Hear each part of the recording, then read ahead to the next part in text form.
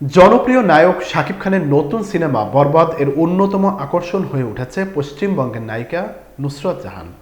সিনেমাটির আইটেম গান চাঁদ মামাতে নুসরাতের উপস্থিতি দর্শকদের মধ্যে চমক সৃষ্টি করেছে।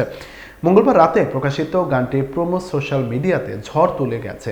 গানটির প্রোমো দেখে চমকে উঠেছেন দুই বাংলার দর্শকরা। শাকিবের লুক, কাস্টিউম, সেট ডিজাইন এবং নুসরাতের আবেদনময় উপস্থিতি মুগ্ধ করেছে নেটিজেনদের।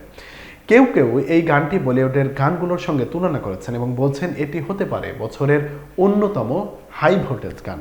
ফেসবুক, ইউটিউব এবং ইনস্টাগ্রাম মিলিয়ে মাত্র 10 ঘন্টার মধ্যে 3 মিলিয়নের বেশি ভিউ পেয়ে গেছে গানটির প্রোমো। নুসরাত জাহান বলেন, চাঁদ মামা গানটি তার জন্য ছোটবেলার নস্টালজিয়া ফিলিং নিয়ে এসেছে, তবে এটি সম্পূর্ণ ডান্স নাম্বার এবং সবার জন্য বেশ এনজয়েবল হবে।